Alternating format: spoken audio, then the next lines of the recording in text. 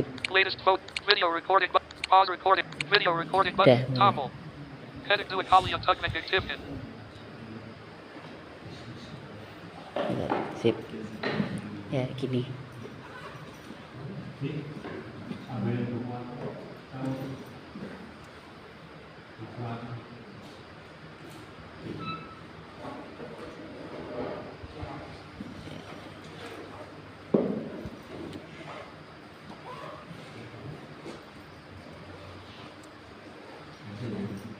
Siapa?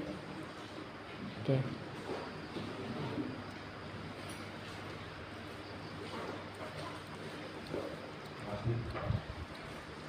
Piye?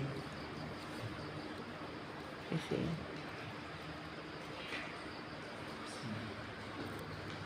Ya, bisa.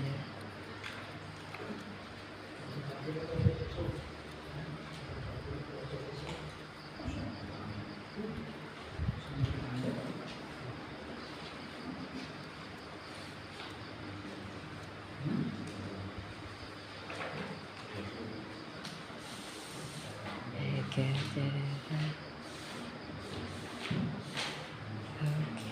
mic-nya, mic-nya pakai.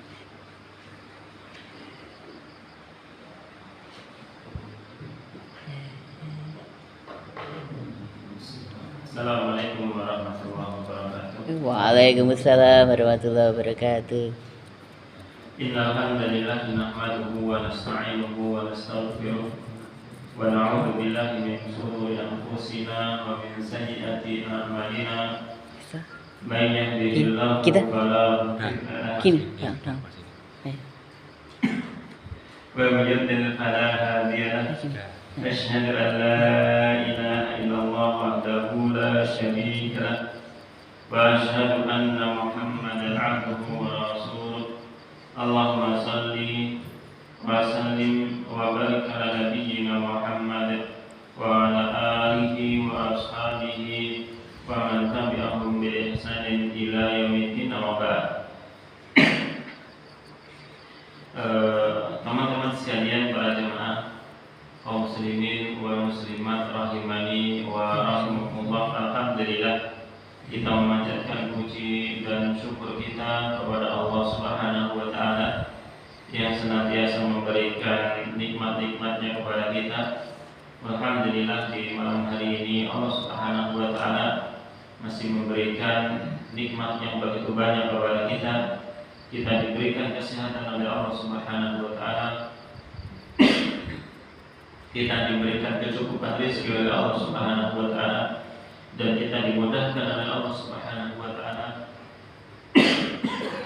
untuk melakukan amal kebaikan sebagai bentuk ketaatan kepada Allah Subhanahu wa taala, sebagai bentuk rasa syukur kita kepada Allah Subhanahu wa taala, yang salah satunya adalah kita dimudahkan untuk duduk di majelis ilmu, untuk kita menimba ilmu agama yang mana Rasulullah SAW telah menjanjikan kepada kita bahwasanya barang siapa menempuh suatu jalan untuk menuntut ilmu, maka Allah Subhanahu wa taala akan memudahkan jalan menuju surga Allah Subhanahu wa taala.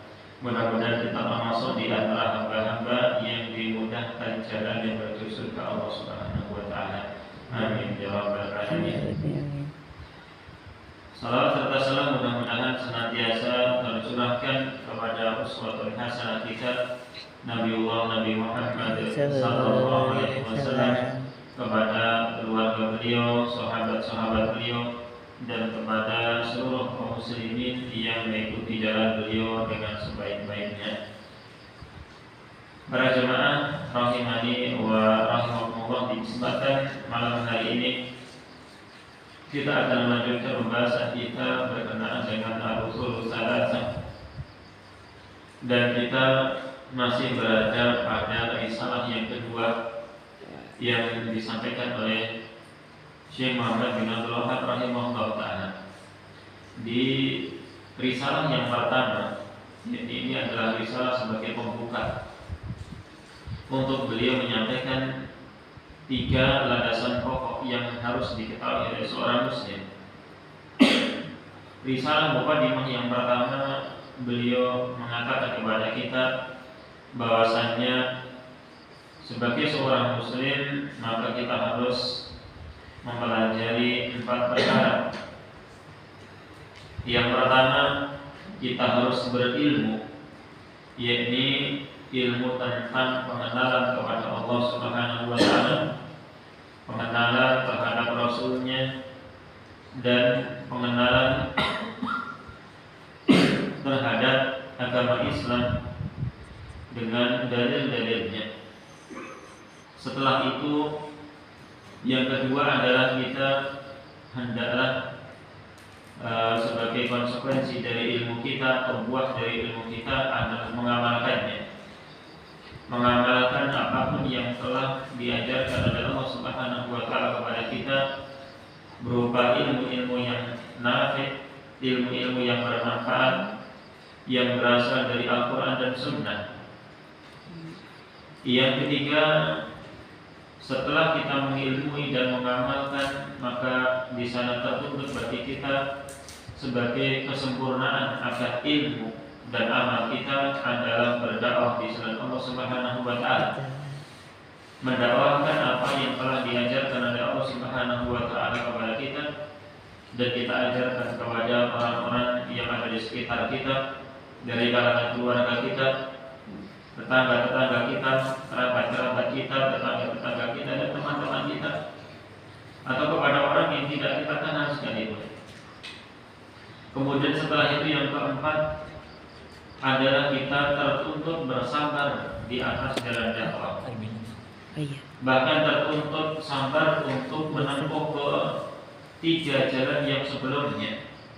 Bersabar kita mencari ilmu, bersabar kita mengamalkan ilmu, dan bersabar kita di atas jalan dakwah. Berikut bersabar atas gangguan-gangguan yang ada dalam jalan dakwah tersebut. Ini risalah yang pertama yang disampaikan oleh Syekh Muhammad bin Abdul Wahhab rahimahullah ta'ala. Kemudian di risalah yang kedua, bahwasanya kita sebagai seorang muslim wajiblah mengilmui atau mempelajari tentang 3 perkara dan kemudian mengamalkannya dengan sebaik-baiknya. Di kesempatan yang telah lalu kita telah membaca poin yang pertama dari ketiga hal tersebut. Poin pertama dari risalah yang kedua, yakni bahwasanya Allah Subhanahu wa taala telah menciptakan kita dan kemudian memberikan rezeki kepada kita. Allah yang telah menciptakan kita, maka Allah pun yang telah mengetahui bahwasanya kita butuh rezeki untuk kita makan, ya, untuk kita minum, untuk kita pakaian, dan di antara kebutuhan-kebutuhan yang lainnya Allah siapkan. Dan kita diciptakan oleh Allah Subhanahu wa taala bukan sekedar diciptakan suruh bersenang-senang dan kemudian meninggal begitu saja. Bahkan Allah Subhanahu wa taala menciptakan kita untuk hikmah yang agung, yakni untuk kita beribadah kepada Allah Subhanahu wa taala. Oleh karenanya Allah Subhanahu wa taala mengutus di tengah-tengah kita seorang rasul yang hikmahnya atau tujuannya adalah untuk mengajarkan kepada kita tentang bagaimana kita mengibadahi Allah Subhanahu wa taala. Benar tuh Pak Bu. Dan juga menegakkan hujjah kepada manusia agar manusia tidak beralasan lagi di hadapan Allah Subhanahu wa taala. Ketika nanti manusia dihadirkan di hadapan Allah Subhanahu wa taala, tidak beralasan bahwasanya kami tidak tahu kalau kami harus beribadah kepada Engkau ya Allah. Maka Allah Subhanahu wa taala mengutus para rasul, dan di tengah-tengah kita diutus Nabi Muhammad SAW sebagai manusia yang terbaik, rasul yang terbaik di antara rasul-rasul yang ada, bahkan rasul yang terbaik di antara ulul azmi yang Allah Subhanahu wa taala pilih. yaitu untuk menegakkan hujah di tengah-tengah manusia akan syariat Allah Subhanahu wa taala. Dan di malam hari ini kita akan membahas poin yang kedua dari risalah yang kedua ini. Setelah di poin yang pertama Allah Subhanahu wa taala atau muallif rahimahullah taala Syekh Muhammad bin Abdul Wahab mengajarkan kepada kita tentang hal tersebut yang telah kita bacakan tadi. Maka sambungan dari poin yang pertama itu adalah dikatakan oleh muallif rahimahullah taala tentang sesuatu yang akan mengotori poin yang pertama, sesuatu yang akan membatalkan poin yang pertama, yaitu tentang kesyirikan. Nah, Syekh Muhammad bin Abdul Wahab rahimahullah taala mengatakan di poin yang kedua ini, annallaha la yarda, bahwasanya Allah Subhanahu wa taala tidak ridha ayyusraka ma'ahu ahadun ghairu, untuk ada seorang pun atau sesuatu yang disekutukan bersama Allah Subhanahu wa taala fi ibadatihi, dalam masalah peribadatan kepada Allah Subhanahu wa taala. Jadi Allah Subhanahu wa taala tidak akan ridho kalau ada seorang hamba yang beribadah kepada Allah yang kemudian juga beribadah kepada selain Allah Subhanahu wa taala. Nah, dikatakan oleh Syekh Shalih Fauzan hafizahullah taala dalam menjelaskan poin tersebut, beliau mengatakan hadhil mas'alatu muta'alliqatun bil mas'alatil ula. Permasalahan yang kedua ini berkaitan dengan masalah yang pertama. Li'annal ula, dikarenakan permasalahan yang pertama dia adalah bayanu wujubi ibadatillah. Poin yang pertama menjelaskan tentang wajibnya beribadah kepada Allah, wattiba'ir rasuli, dan wajibnya untuk mengikuti Rasul sallallahu alaihi wasallam. Tadi telah kita bacakan yang kurang lebihnya seperti itu. Yang intinya adalah ini, wajibnya beribadah kepada Allah dan mengikuti Rasul sallallahu alaihi wasallam, ittiba. Yang mana kedua hal tersebut adalah konsekuensi dari dua kalimat syahadat yang diucapkan oleh seorang mukmin tatkala dia masuk Islam, yang mungkin sebelumnya belum Islam. Ya. Dan kalimat tauhid yang senantiasa diperintahkan untuk kita ucapkan dalam kehidupan sehari-hari kita dalam ibadah tertentu. Yakni yang pertama tentang kewajiban beribadah kepada Allah, itu adalah konsekuensi dari syahadat yang pertama, wa asyhadu alla ilaha illallah. Dan wajibnya ittiba kepada Rasulullah SAW itu adalah konsekuensi dari syahadat yang kedua, wa asyhadu anna Muhammadar Rasulullah. Ini di poin yang pertama. Dan poin yang kedua ini sangat-sangat erat kaitannya dengan poin yang pertama, yaitu tentang kesyirikan. Bahwasanya peribadatan seorang kepada Allah Subhanahu wa taala dan ittiba dia dalam ibadah kepada Allah Subhanahu wa taala, dia harus melakukan itu ikhlas karena Allah Subhanahu wa taala, tidak boleh dicampurkan dengan kesyirikan. Ya. Tidak boleh dicampur adukan dengan yang namanya kesyirikan. Nah, ini di masalah yang pertama. Kata beliau selanjutnya, wal mas'alatu tsaniyah. Masalah yang kedua adalah annal ibadata. Ini maknanya, bahwasannya peribadatan idza khalataha syirkun, apabila ada satu kesyirikan yang mencampuриnya, fa innaha la tuqbalu, sesungguhnya ibadah itu tidak diterima. Ibadah itu tidak akan diterima. Ibadah yang dilakukan oleh seseorang dengan kesadarannya dia beribadah kepada Allah, dengan pengetahuannya dia beribadah kepada Allah, dengan ittiba kepada Rasulullah SAW secara zahirnya, namun ternyata dia mencampurkannya dengan kesyirikan. Dia memiliki sesuatu yang dia ibadahi selain Allah Subhanahu wa taala, maka ibadah yang dia lakukan la tuqbal, tidak diterima. Kenapa? Li'annahu la budda an takuna ibadatu khalisatan liwajhillah. Karena sebuah ibadah itu harus dilakukan semata-mata karena Allah Subhanahu wa taala, semata-mata hanya ingin melihat wajah Allah Subhanahu wa taala, yaitu semata-mata hanya ingin mendapatkan balasan dari Allah Subhanahu wa taala. Kalau kesyirikan itu adalah syirik asghar, maka yang akan batal hanyalah ibadah yang terkotori syirik asghar tersebut.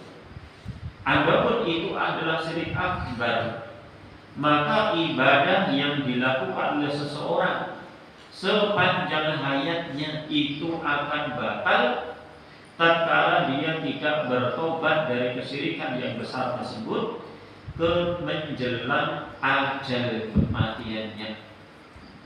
Dan kalau seseorang yang berbuat syirik besar tersebut diberikan hidayah di akhir hayatnya untuk bertobat atas dosanya tersebut, maka amal-amal tersebut akan menjadi amal yang diterima oleh Allah Subhanahu wa taala. Nah, kemudian kata beliau, faman 'abadallaha wa 'abada ma'ahu ghairahu, barang siapa beribadah kepada Allah Subhanahu wa taala dan beribadah bersama dengan Allah, dia beribadah kepada selain Allah Subhanahu wa taala, berbuat syirik dalam ibadahnya, fa ibadatuhu batilatun, maka ibadahnya itu batal. Wujuduha ka'adamiha, adanya ibadah yang dia lakukan seperti tidak ada. Ibadah yang pernah dia lakukan dalam kehidupannya itu seperti sesuatu yang tidak ada.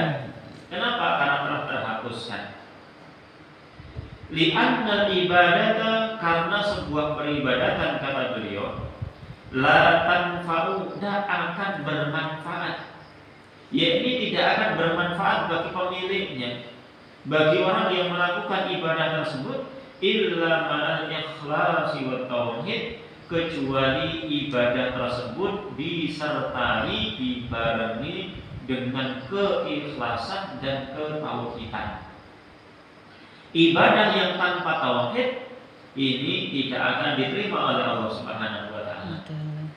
Fa idza khalataha syirkun fasadat, apabila ibadah tersebut dicampuri oleh kesyirikan, maka rusaklah ibadah tersebut, fasad. Dan rusaknya itu adalah mendasar, rusaknya itu adalah batal.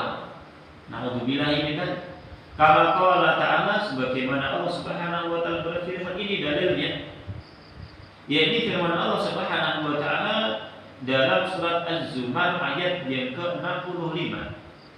Allah Subhanahu wa taala berfirman, wa laqad uhiya ilaika, sungguh telah diwahyukan kepada engkau. Khitabnya, pembicaraannya terarahkan kepada Nabi Muhammad sallallahu alaihi wasallam secara khusus, dan secara umum kalau beliau saja diperingatkan sebagai seorang rasul diperingatkan, maka umatnya, manusia yang selain Nabi sallallahu alaihi wasallam juga akan terkena khitab ini, pembicaraan ayat ini, yakni walaqad uhiya ilaika, sungguh telah diwahyukan kepada engkau wahai Nabi sallallahu alaihi wasallam. Wa ilal ladzina min qablika, dan kepada orang-orang sebelummu dari kalangan umat-umat terdahulu, semuanya mereka diwahyukan seperti ini. Apa itu isinya? Lain asyrakta, apabila Anda berbuat syirik, la yahbatanna amaluka, benar-benar batallah amalan-amalanmu. Semua amalanmu akan batal. Wala takunanna minal khasirin, dan benar-benar engkau akan termasuk orang-orang yang rugi. Yaitu orang-orang yang rugi dalam kehidupan akhirat. Rugi karena di dunia dia telah beribadah. Rugi di dunia dia telah menggunakan tenaganya untuk beribadah, menggunakan waktunya, menggunakan hartanya, menggunakan kesempatannya untuk beribadah. Akan tetapi ternyata semua ibadah itu terbatalkan dengan kesyirikan. Di akhirat dia tidak mendapati manfaat dari ibadah dia, sehingga dikatakanlah dia sebagai orang yang rugi. Naudzubillahi min dzalik. Kemudian beliau juga mengatakan dengan dalil yang lain.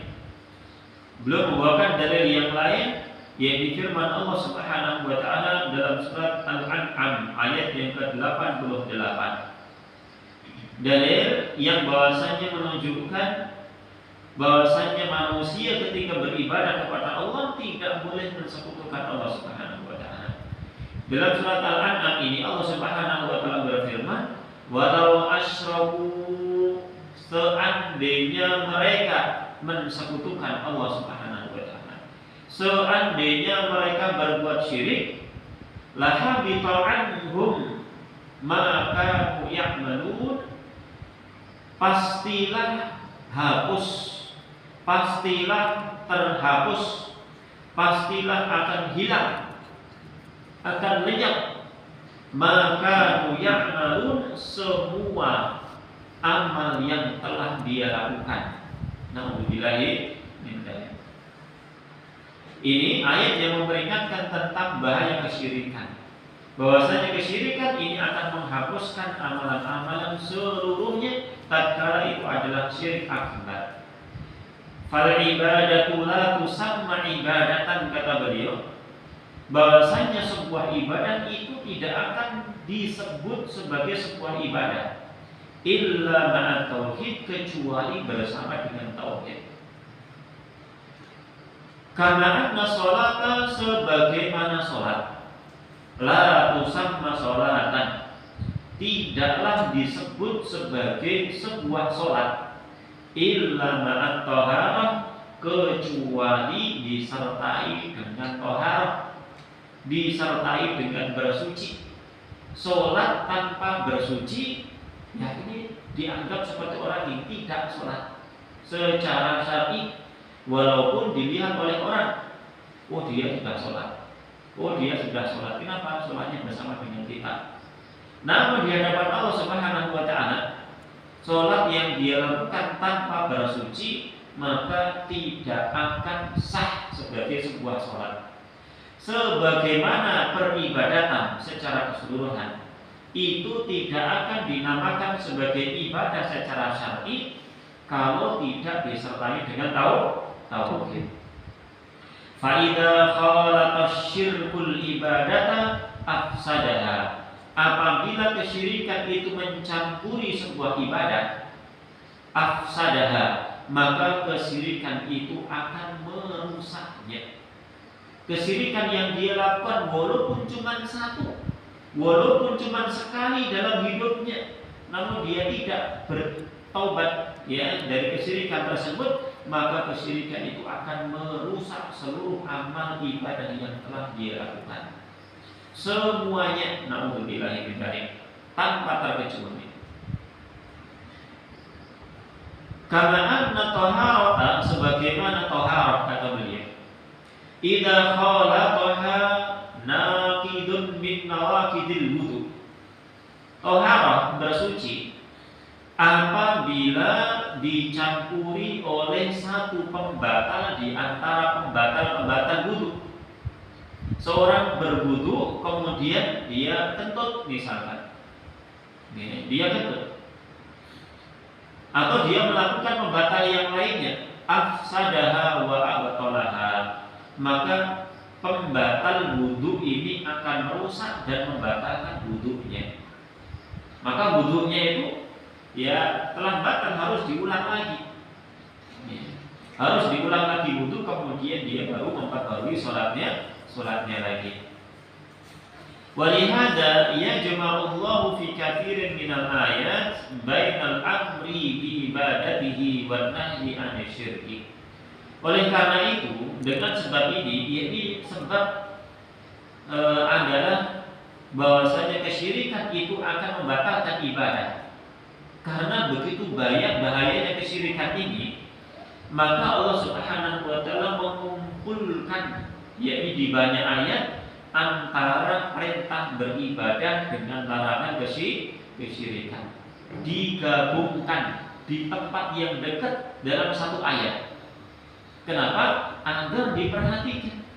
Seandainya perintah beribadah di satu tempat, kemudian ayat yang lain jauh baru memperingatkan dari kesyirikan, maka khawatirnya orang-orang itu tidak tahu.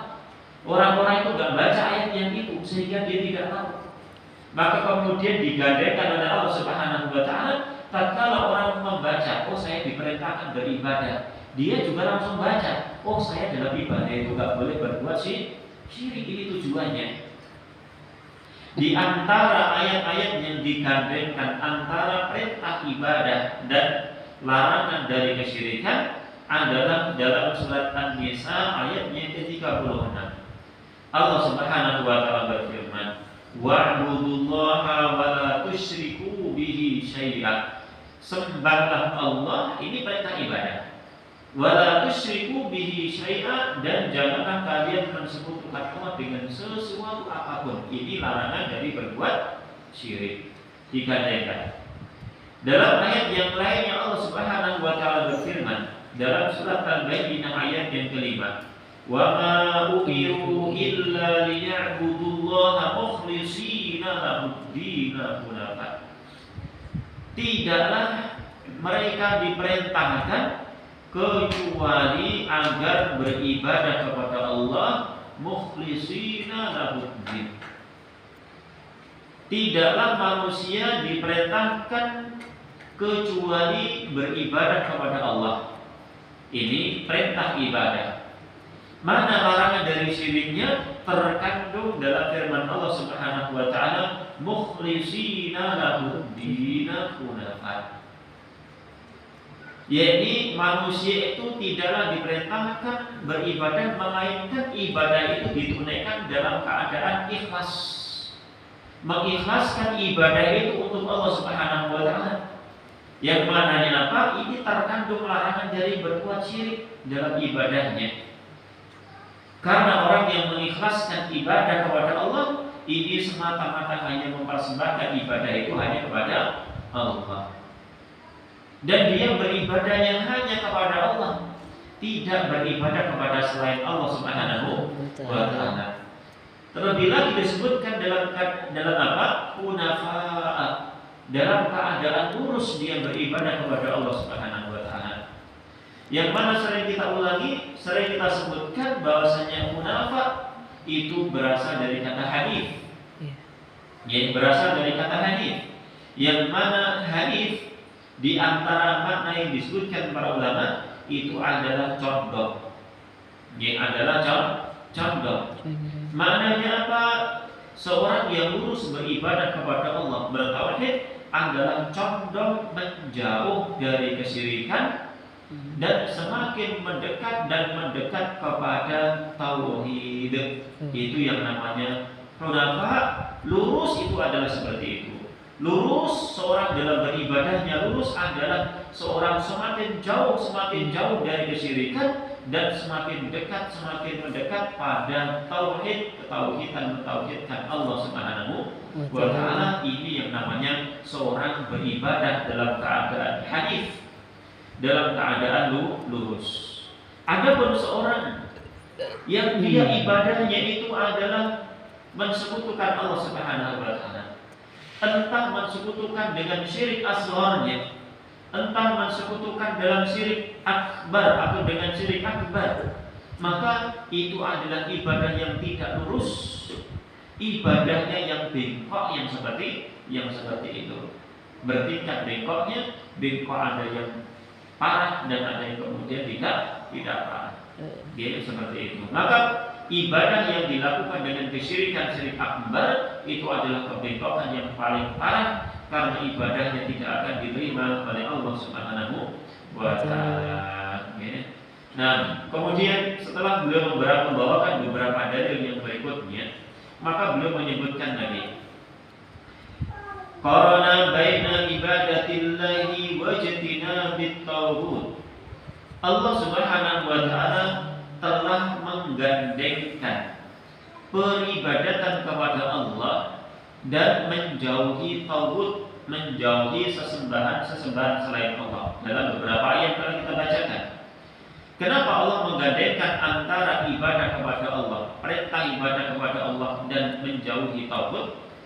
Kenapa? Karena li'anna ibadatullah, karena mengibadahi Allah Subhanahu wa taala la takunu ibadatan, tidak akan menjadi sebuah peribadatan.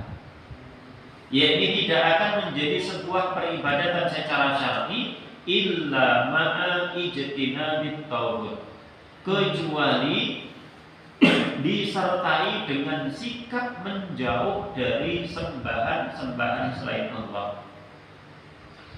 Wa huwa syirku, yang mana tauhid itu adalah kesyirikan. Berarti seorang ketika dia beribadah harus menjauhi yang namanya kesyirikan atau menjauhi peribadatan kepada selain Allah. Kama qala ta'ala, sebagaimana Allah Ta'ala berfirman, beliau dalilkan lagi dalam firman-Nya dalam surat Al-Baqarah ayat yang ke-256. Allah Subhanahu wa taala berfirman, "Faman yakfur bit-taghut", barang siapa yang kufur terhadap tauhid, mengingkari tauhid, menjauhi tauhid, wa yu'min billah, dan beriman kepada Allah. Dua hal ini dia lakukan, mengkufuri tauhid dan mengimani Allah Subhanahu wa taala. Iman kepada Allah harus disertai dengan kufur bit tauhid, baru itu yang namanya iman.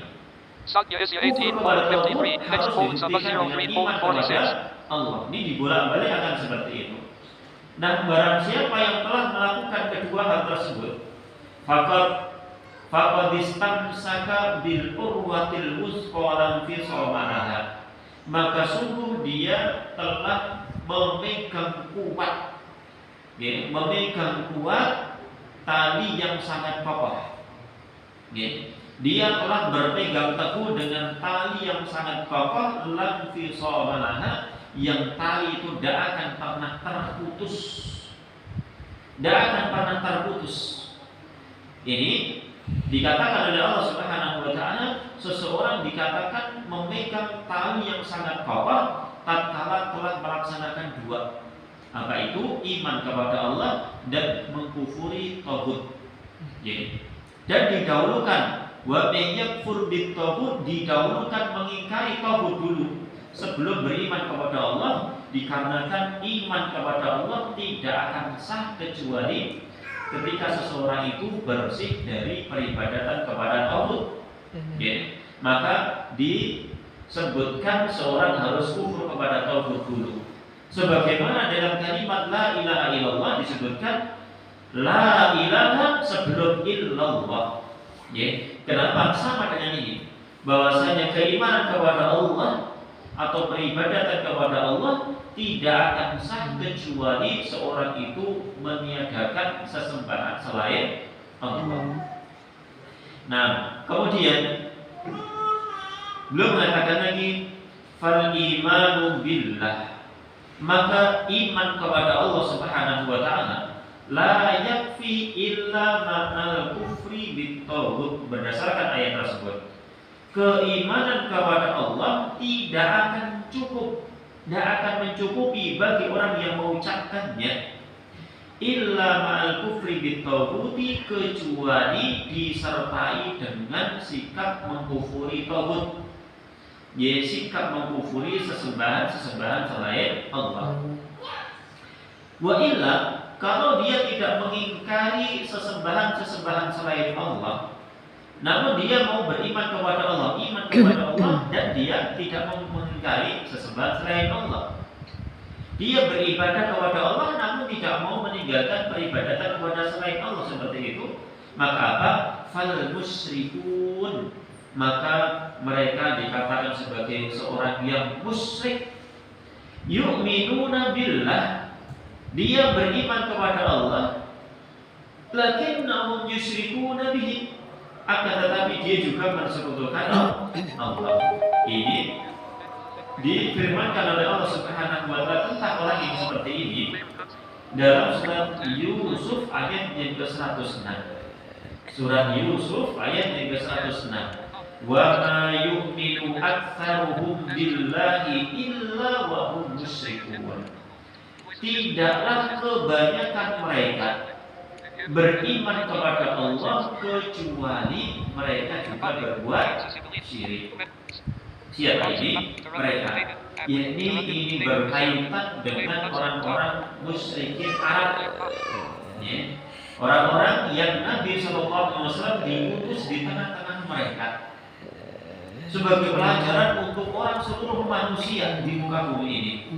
Bahwasanya mereka orang-orang kafir Quraisy yang diperangi oleh Nabi SAW, yang belum diutus untuk mendakwahi mereka itu wa ma yu'minu aktsaruhum billahi illa wa hum musyrikun.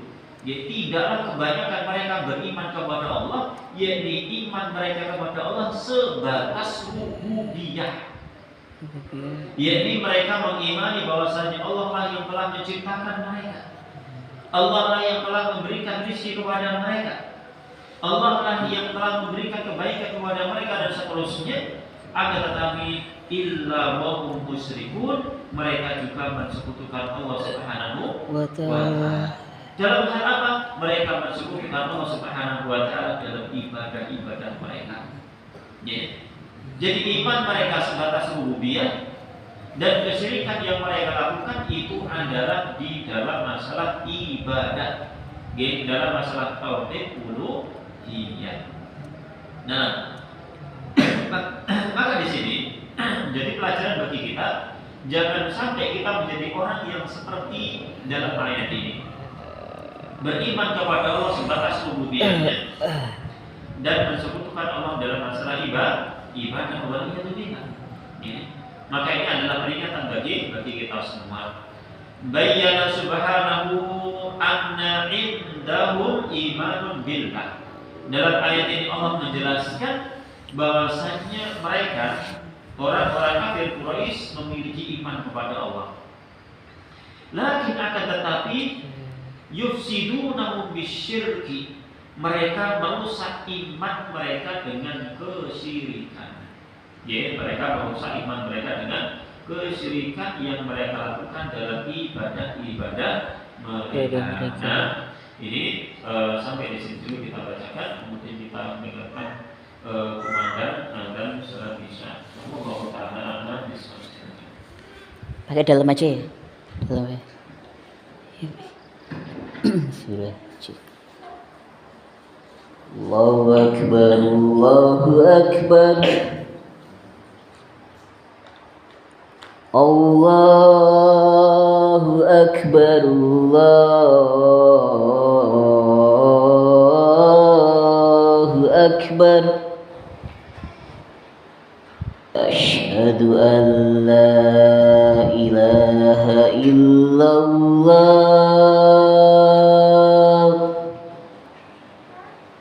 Asyhadu an la ilaha illallah. Asyhadu anna Muhammadar Rasulullah.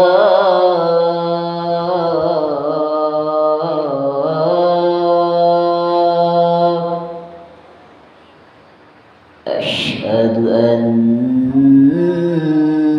Muhammadar Rasulullah.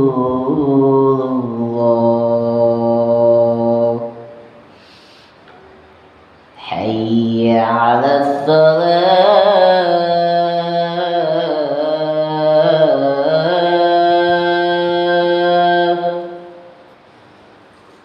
Hayya 'alas salah.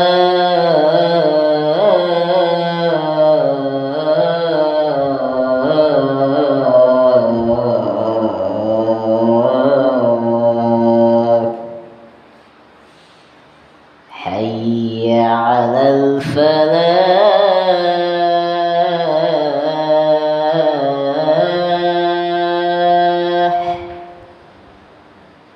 Hayya 'alal falah.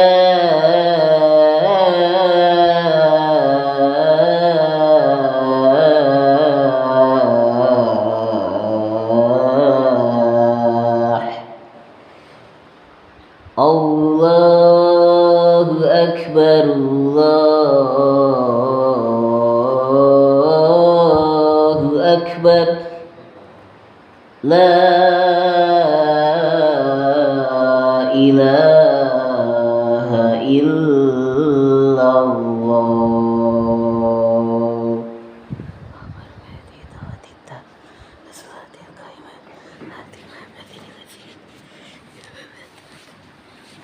Bisa Pak? Atau ya gini depan tapi Bismillahirrahmanirrahim. Wassalatu wassalamu ala rasulillah wa ala alihi wa sahbihi wa man wala.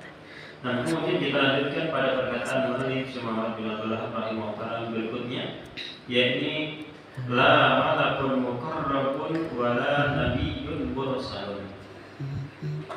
Bahwasanya Allah Subhanahu wa taala tidak ridho untuk dibersekutukan bersama Allah Subhanahu wa taala seorang pun dalam masalah peribadatan kepada Allah Subhanahu wa taala.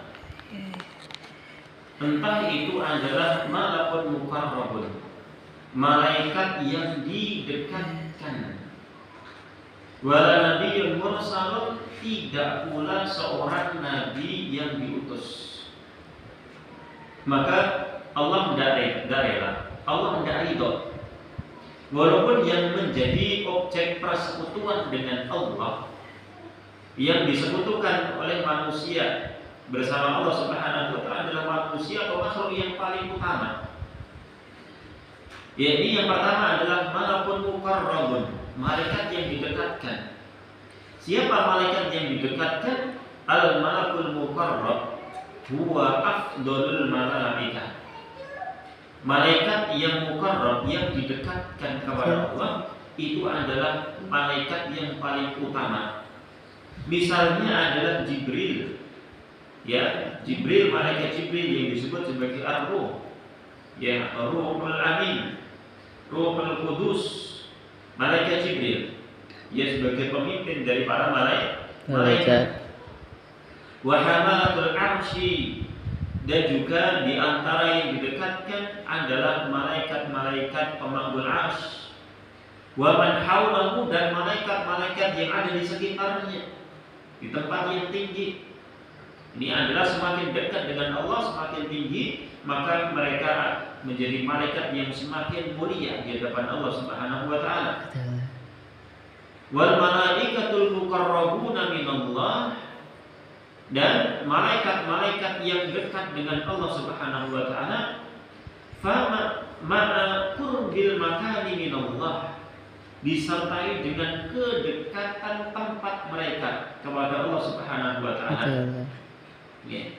Wa qurbil ibadati, dan disertai dengan dekatnya peribadatan mereka kepada Allah Subhanahu wa taala. Di tempat mereka dekat dengan Allah, maka ibadah mereka juga dekat dengan Allah Subhanahu wa taala. Nah, yang dekat seperti itu Allah tidak ridho kalau dipersekutukan. Ya, Allah dipersekutukan dengan mereka. Misalkan kita tahu malaikat Jibril, malaikat yang utama, yang paling afdal seperti itu, kemudian kita beribadahnya kepada Allah dan kemudian mengibadahi malaikat Jibril. Bertawakal kepada Allah dan bertawakal kepada malaikat Jibril. Misal seperti itu, maka ibadah yang kita lakukan tidak akan diterima oleh Allah karena Allah tidak ridho dengan ibadah kita. Tidak ridho dengan persekutuan yang berbeda. Demikian pula Nabiyyun Mursalun, demikian pula Nabi yang diutus oleh Allah Subhanahu wa Ta'ala. Yang paling afdolnya itu adalah Nabi Muhammad sallallahu alaihi wasallam. Ya, kemudian Nabi Ibrahim alaihissalam, Nabi Musa alaihi assalam, ya, kemudian Nabi Isa alaihissalam. Yang di sana di antara nabi-nabi ulul azmi, 5 nabi ulul azmi yang disebutkan oleh Allah Subhanahu wa Ta'ala, yang paling afdal itu adalah Nabi Muhammad sallallahu alaihi wasallam. Seandainya ada seseorang yang beribadah kepada Allah Subhanahu wa Ta'ala, kemudian mensekutukan dengan Nabi Muhammad sallallahu alaihi wasallam, maka Allah tidak ridho dengan sesuatu tersebut. Maka yang seperti ini memberikan bantahan kepada orang-orang yang mengatakan bahwasannya kami itu tidak menyembah berhala, ya. Kami itu tidak menyembah pohon, yang syirik itu yang menyembah pohon, yang menyembah berhala dan sebagainya. Tidak. Kita itu adalah, ya, memuliakan wali-wali Allah Subhanahu wa Ta'ala. Kami menjadikan mereka sebagai perantara ibadah kami kepada Allah. Kami menjadikan mereka, ya, pemberi syafaat nanti di hadapan Allah Subhanahu wa Ta'ala. Namun dengan cara apa? Memberikan sebagian ibadah kepada mereka. Maka hal ini tertolak dengan perkataan yang beliau sampaikan di sini, yang tujuannya adalah itu. Jadi belum menyampaikan ini adalah tujuannya untuk membantah orang-orang yang beribadah kepada para wali dengan tujuan, dengan alasan agar mereka para wali ini memberikan syafaat nanti di sisi Allah, mendekatkan orang-orang ini kepada Allah Subhanahu wa Ta'ala. Bantahannya adalah ini. Dan inilah kesyirikan dulu yang terjadi di zaman sebelum Nabi Muhammad sallallahu alaihi wasallam. Ya, mereka berkata, "Ma na'buduhum illa liyuqarribuna ila Allahi zulfa." Kami tidaklah mengibadahi mereka-mereka ini, berhala-berhala ini, kecuali agar mereka ini mendekatkan kami kepada Allah dengan sedekat-dekatnya. Nah, inilah yang dilakukan oleh orang-orang kafir Quraisy dulu. Mereka menyembah Lata dan Uzza, menyembah berhala-berhala mereka, tujuannya adalah agar dekat dengan Allah Subhanahu wa Ta'ala.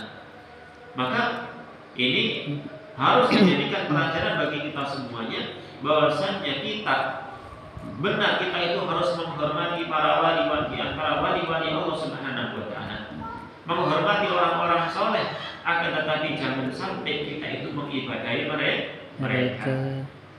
Nah, kemudian yang berikutnya, buat dalilu qauluhu ta'ala, Syekh Muhammad bin Abdul Wahab rahimahullah ta'ala membawakan dalil dari apa yang beliau sampaikan, bahwasannya kita itu tidak boleh mensekutukan Allah Subhanahu wa Ta'ala dalam ibadah-ibadah kita. Beliau bawakan satu dalil dalam surat Al-Jin ayat yang ke-18. Allah Subhanahu wa Ta'ala berfirman, "Wa annal masajida lillahi fala tad'u ma'allahi ahada."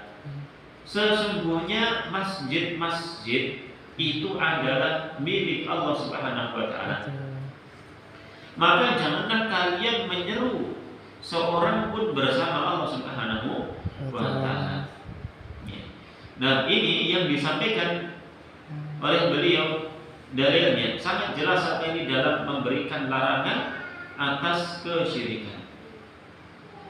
Sesudah Fauzan bin Allah Ta'ala belum mengatakan, memberikan keterangan akan dalil tersebut. Beliau katakan, la yardallahu bi musyarakati ahadin kainan man kana. Allah Subhanahu wa Ta'ala tidak ridho terhadap kesyirikan, entah kepada siapapun itu, ya, objek kesyirikannya, Wa hadza sharihun fil Qur'ani was sunnah. Perkara ini sangat jelas sekali disebutkan di dalam Al-Qur'an dan Sunnah tentang ketidakridhaan Allah terhadap kesyirikan. Sangat-sangat jelas sekali dan banyak sekali dalilnya sebagaimana telah kita sebutkan. Lakin liman yaqilu wa yatadabbaru, akan tetapi itu akan bisa diketahui dan dipahami oleh seorang yang berakal dan mentadabburi Al-Qur'an. Wa yanbidu taqlidal a'ma, akan bisa dipahami dengan baik oleh orang yang membuang taklid buta. Seseorang yang baca Quran pintar, namun taklid kepada gurunya berbuat syirik, maka dia tidak akan mengambil dari dalil Quran. Quran yang dia baca, ini bertentangan dengan apa yang katakan oleh guru-guru kita. Akhirnya dia pun mengambil ucapan gurunya. Kenapa? Karena taklid butanya. Waliyadzubillah. Maka taklid buta yang dia miliki akan menghalangi dia untuk bisa mengambil pelajaran dari ayat-ayat Al-Quran. Maka seorang itu tidak boleh taklid buta kepada siapapun. Kemudian pula wata'alul batil, dia harus berusaha menghilangkan, ini bagi orang-orang yang menghilangkan alasan-alasan batil, dalil-dalil yang batil dia harus hilangkan kalau dia mau ingin mendapatkan penjelasan Al-Quran dengan baik.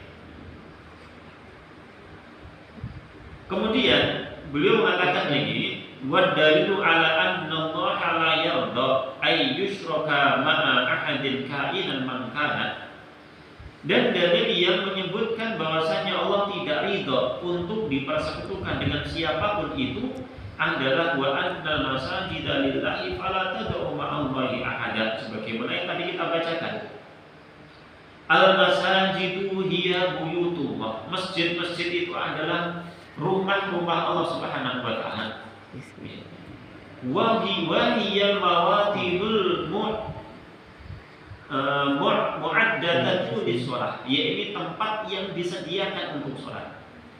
Masjid tempat yang disediakan untuk salat seperti itu. Maka tempat-tempat yang memang dibuat khusus untuk sholat itu adalah namanya masjid seperti ini. Entah itu bangunannya kotak seperti ini ada mustokonya atau tidak, maka kalau itu tempat itu dibuat sengaja disediakan untuk sholat, maka itulah masjid.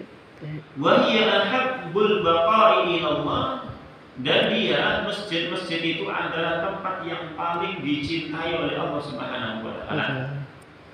Wahiyya buyutun adinallahu an turfa, itu adalah tempat-tempat yang telah diizinkan oleh Allah Subhanahu wa taala untuk dimuliakan. Wa yuzkara fiha ismuhu, dan tempat-tempat yang telah diizinkan untuk dilakukan dzikir di dalamnya, untuk disebutkan nama Allah Subhanahu wa taala di sana, untuk dikumandangkan azan, untuk kemudian kita baca Quran, untuk kita berzikir di tempat itu. Maka itulah tempat yang telah diizinkan dan diperintahkan untuk dimuliakan oleh Allah Subhanahu wa taala. Wa yajibu an takuna hadhil masajid mawatinun li ibadatillahi wahdah. Dan tempat-tempat itu, masjid-masjid itu haruslah sebuah tempat yang digunakan untuk beribadah hanya kepada Allah. La yuhdatsu fiha syai'un li ghairillah, tidak boleh dilakukan sedikit pun peribadatan untuk selain Allah. Fala tubna fiha al-qubur wal utrihah, maka tidak boleh dibangun di tempat itu kuburan-kuburan, tidak boleh. Kijing-kijing tidak boleh ditaruh di situ. Masjid itu tidak boleh dibangun kuburan. Demikian pula masjid tidak boleh dibangun di atas kuburan, tidak boleh. Kenapa? Di anna Nabiyya sallallahu alaihi wasallam la'ana man fa'ala dzalik. Karena Allah Subhanahu wa taala telah melaknat siapapun yang melakukan itu. Yakni melaknat orang-orang yang membangun masjid di atas kuburan atau membuat kuburan di dalam masjid. Wa akhbara anna hadha huwa fi'lul yahudi wan nasara, dan beliau juga telah mengabarkan bahwasanya perbuatan itu adalah perbuatan Yahudi dan Nasrani. Nggak boleh kita meniru-niru mereka. Itu jalan beragama mereka. Jalan beragama seorang muslim itu lain dengan jalan mereka. Wa nahana an dzalika fi akhir hayatihi. Dan Nabi SAW telah melarang kita dari perbuatan itu di akhir hayat Nabi SAW. Wa huwa fi sakaratil maut alaihi wassalatu wassalam. Dan ketika itu beliau dalam keadaan sakaratul maut, masih menyempatkan untuk memberikan peringatan dari hal tersebut. Ini menunjukkan bahwasanya perkara ini sangat-sangat penting, sangat-sangat berbahaya yang harus kita ketahui. Beliau mengatakan dalam sakaratul mautnya, ketika dalam keadaan sakaratul maut, beliau mengatakan, ala inna man kana qablakum kanu yattakhiduna al-qubur masajid. Ketahuilah bahwasanya orang-orang sebelum kalian, mereka itu telah menjadikan kuburan-kuburan sebagai masjid, menjadikan kuburan-kuburan sebagai tempat-tempat peribadatan. Hadza yaquluhu wa huwa fi siyaqil maut. Ini yang beliau ucapkan ketika beliau dalam keadaan sakaratul maut. Ala fala tattakhidul qubur masajidan. Janganlah, ketahuilah, janganlah kalian menjadikan kuburan-kuburan sebagai tempat-tempat peribadatan, sebagai masjid-masjid. Ini kaum muslimin diperingatkan oleh Nabi SAW. Kalian wahai orang-orang Islam, orang-orang yang beriman kepada Allah dan hari akhir, janganlah menjadikan kuburan-kuburan sebagai masjid. Gak boleh. Fa inni anhaakum an dzalik. Sesungguhnya diriku telah melarang kalian dari perbuatan itu. Ini adalah larangan yang sangat besar yang dilarangkan oleh Nabi SAW di penghujung kehidupan beliau Sallallahu Alaihi Wasallam. Maka ini hendaklah menjadi peringatan bagi kita sebagai umat Nabi Sallallahu Alaihi Wasallam. Namun anehnya waliyadzubillah, atas nama memuliakan para wali, menghormati para guru, menghormati dengan tinggi guru-guru seperti itu, akhirnya naudzubillah min dzalik, di dalam masjid bahkan di tempat pengimaman dibangunlah kuburan, diletakkanlah kuburan guru-gurunya yang sudah meninggal. Maka itu adalah bentuk penyelisihan yang sangat besar terhadap larangan Nabi Sallallahu Alaihi Wasallam. Wa yaqulu sallallahu alaihi wasallam, dan Nabi sallallahu alaihi wasallam juga telah mengatakan, la'natullahi 'alal yahudi wan nasara. Laknat Allah mudah-mudahan diberikan kepada orang-orang Yahudi dan Nasara.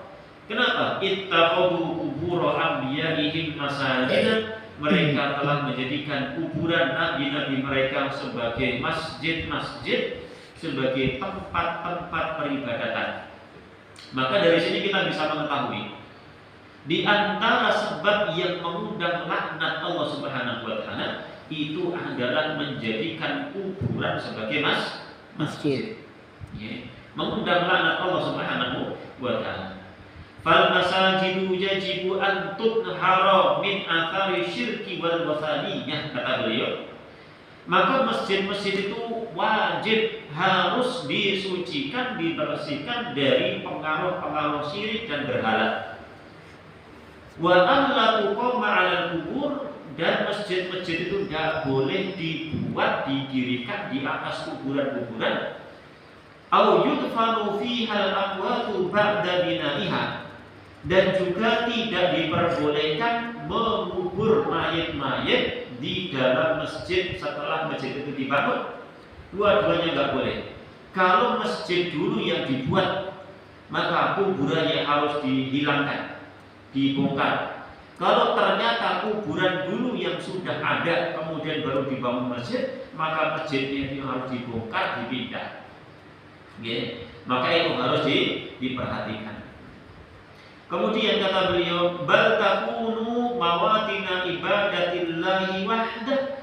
Bahkan masjid itu harus menjadi tempat untuk peribadatan hanya kepada Allah. Tuqama fiha sholatu wa yudhkara fiha ismullah.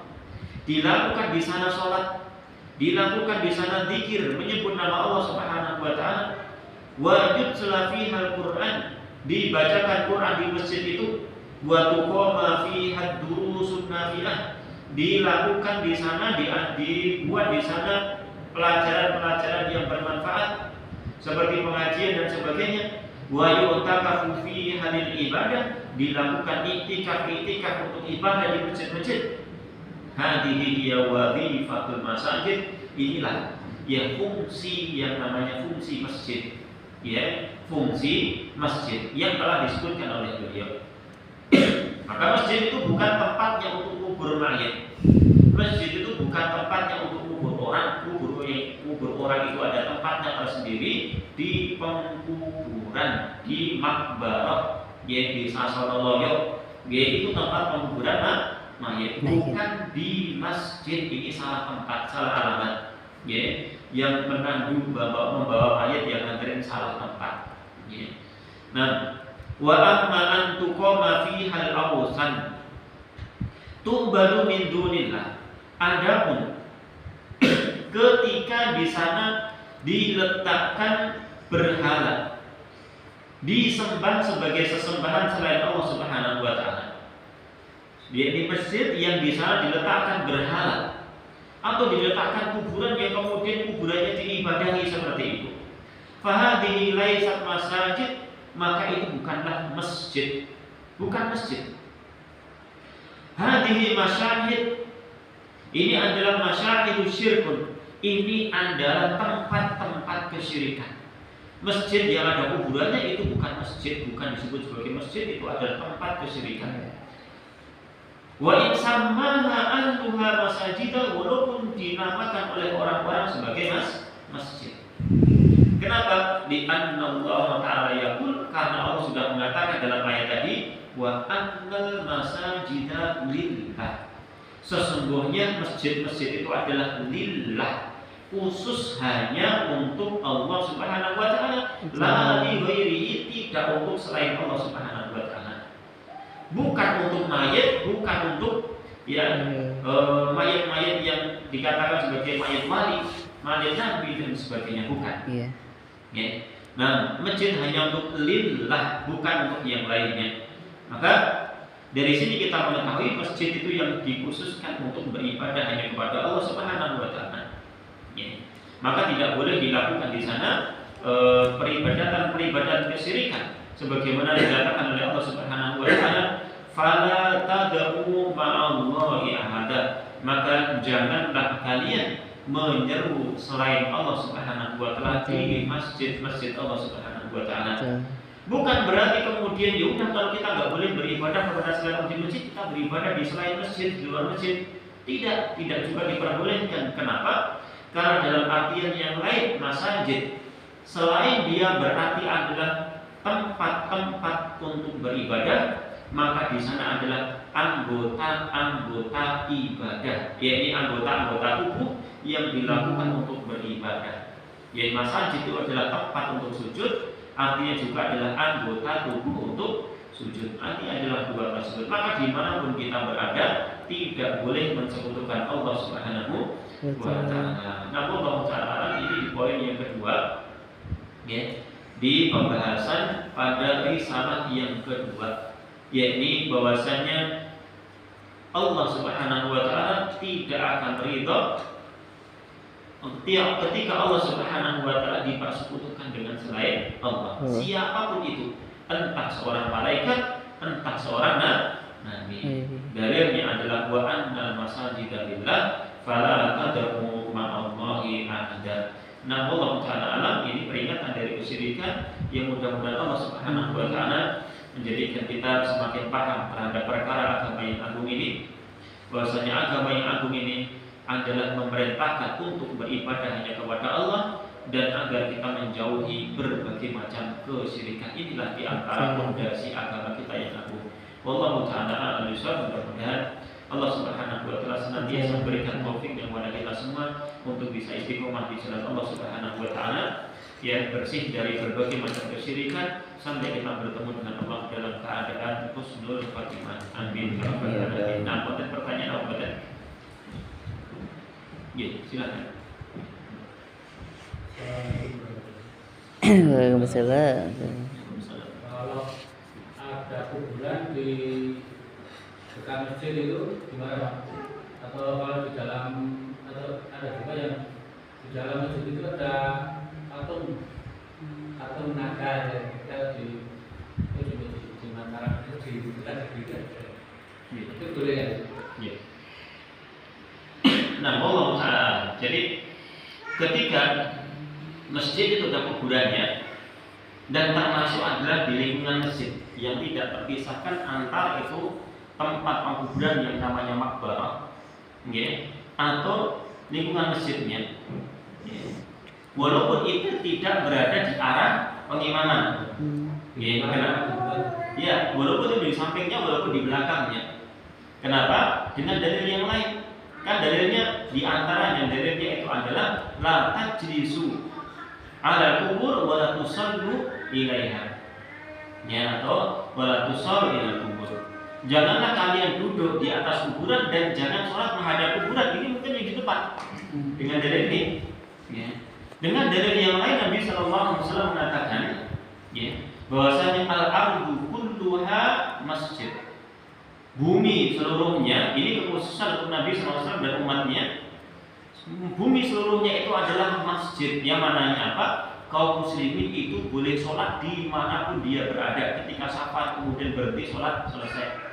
Ya. Kemudian ketika di mana di hutan dia kemudian ada waktu sholat, dia sholat, tidak masalah, tidak harus pergi ke masjid. Namun dia bisa sholat dimanapun. Dia di penjuru bumi ini selagi dia memungkinkan untuk sholat di situ. Nah, illal hammam wal maqbarah, kecuali kamar mandi, kecuali kamar mandi dan makbarah, tempat pengkuburan. Dari sini, maka ketika kuburan itu di belakang atau di samping kanan kiri, kalau itu tidak dipisahkan dengan lingkungan masjid, maka ini makbarah masjid belum terpisahkan. Maka tidak boleh disolat di tempat tersebut, harus dibuat pemisah. Kalau itu di lingkungan masjid, harus diambil dipindahkan kuburan tersebut, jangan sampai dia menjadi fitnah. Dipindahkan kuburannya, seperti itu. Allah Ta'ala. Kalau patung-patung, patung-patung dan sebagainya, maka tidak selayaknya patung-patung tersebut ada di dalam masjid. Patung-patung itu di dalam rumah-rumah kita pun tidak diperkenankan.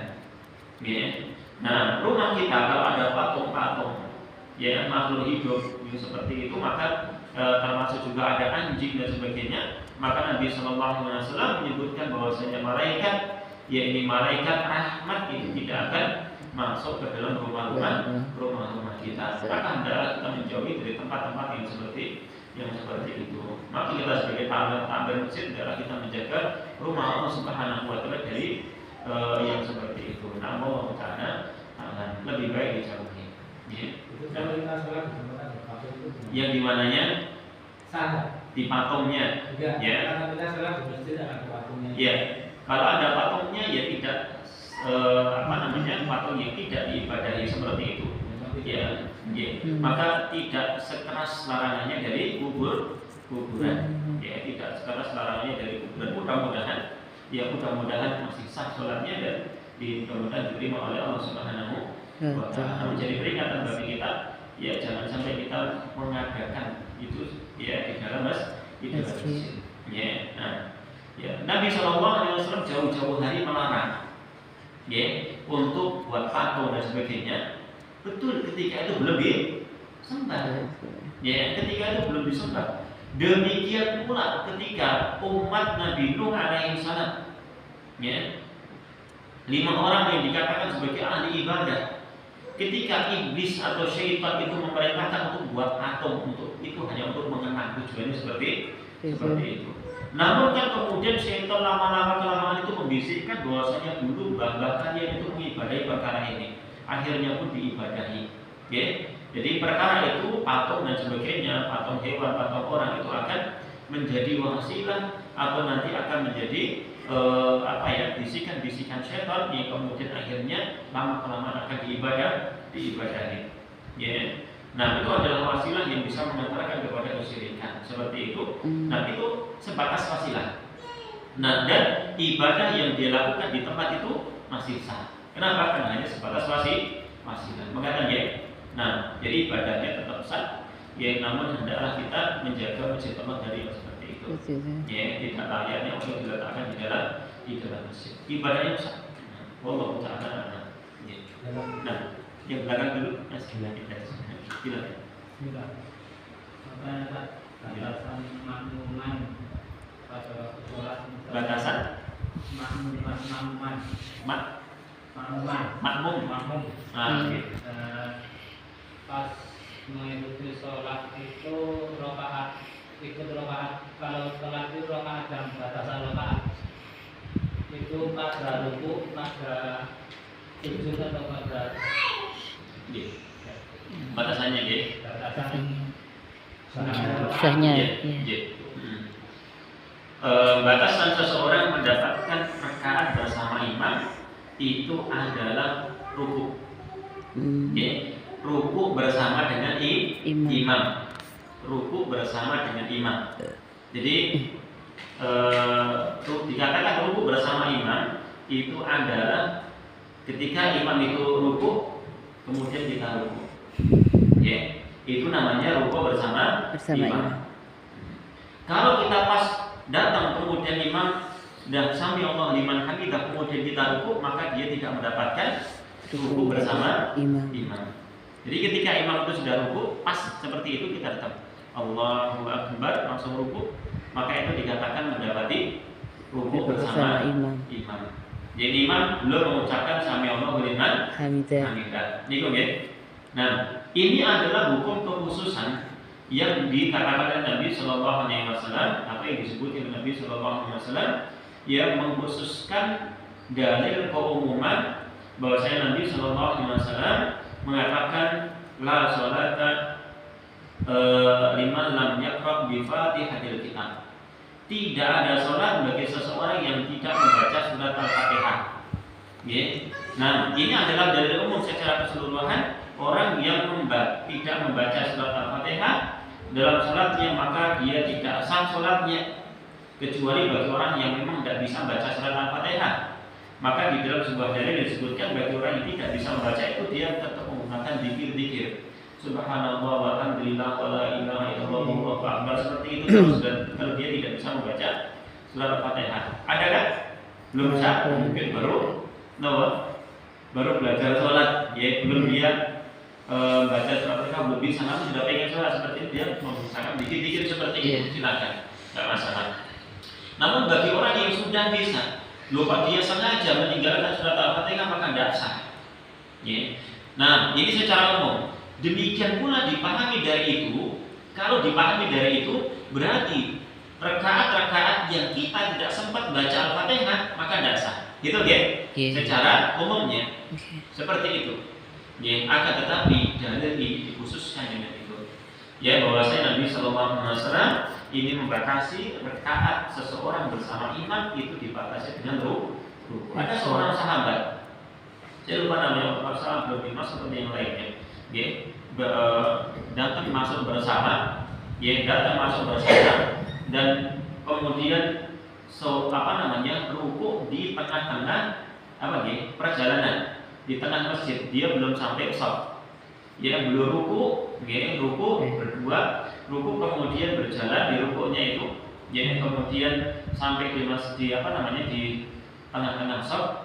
Kemudian setelah selesai maka teman yang satu ingin bangkit, padahal dia mendapatkan ruku, yang satu tidak, maka kemudian yang satu menahan. Sesungguhnya kamu telah mendapati sholat. Dengan apa tadi? Ruku bersama imam telah dikatakan sebagai mendapatkan rakaat. Ini ada pengamalan sahabat yang kurang lebihnya seperti itu. Jadi batasan seseorang itu mendapatkan rakaat bersama imam itu adalah ruku bersama imam. Itu tadi, ini imam belum mengucapkan sami Allah liman hamidah. Karena ketika dia mengucapkan sami Allah liman hamidah, maka dia telah iktidal, bukan lagi Ruku. Oke, seperti itu Allah Ta'ala. Enggak ada ya. Nah, terus Alhamdulillah. Batasan antara makam dan masjid kan dari batasan itu saya pernah sholat di masjid satu lingkungan, cuma depan masjid itu sudah pagar besi setinggi 1 meter apa sudah masuk batasan, tapi temboknya itu masih jadi lurus satu sama makam, tapi cuma antara bangunan masjid imam sama kuburan ada pagar besi apa itu sudah masuk batasan antara kuburan dan masjid. Tembok masjid itu tinggi. Tembok masjid tinggi. Ini enggak pagar masjid apa tembok masjid? Tembok masjid depan masjid. Jadi ini ya tembok masjid ini ya. Sebelahnya sudah kuburan. Tapi di depan masjid itu ada batas pagar besi. Oh, berarti ini tembok, setelah sana masih ada lingkungan. Terus sana ada pagarnya. Pagarnya pas depan masjid ke sini. Jadi batas antara kuburan dan masjid itu ada pagar besi. Itu sudah batasan. Iya. Ya seperti ini ya. Jadi antara lingkungan masjid dengan kuburan itu terpisahkan dengan suatu pemisah. Entah pagar, entah tembok. Yang jelas pagar ini memisahkan antara ini loh lingkungan masjid, ini loh kuburan. Nego nggih. Nah, ini bukan tembok bangunan masjid ini. Tembok bangunan masjid ini bukan menjadi pemisah antara ini masjid itu. Jadi kalau di sini ini ya tembok ini, kemudian setelah tembok itu adalah kuburan, maka berarti dia masih bersatu dengan kuburan. Oke, maka nggak boleh sholat di tempat tersebut, harus dipisahkan. Nah, sekarang kali ini masjid, kemudian di depan masjid masih ada halaman, kemudian di sana ada pagar, maka pagar itu yang memisahkan antara ini masjid, ini lingkungan masjid, dan sana baru kuburan. Ya, itu memisahkan. Kata ya. Maka kalau ada seperti itu tembok yang memisahkan, ya ini pagar ya yang memisahkan di sana, maka silakan itu tidak mengapa. Nah, Allah Ta'ala adalah bisa. Ada ya. Meskipun jadi tembok halaman masjid itu lurus ke barat sampai tembok makam. Cuma antara makam dan masjid tadi ada batas itu pagar besi tadi. Iya, itu sudah memisahkan antara lingkungan masjid dengan kuburan. Jadi tembok masjid itu tidak cukup menjadi pembatas, ngaten ya. Pembatas itu adalah pemisah tersendiri. Ngaten ya. Nah, Allah Ta'ala. Nah, ngaten sampai ya. Nah, Pause recording. Stop video recording.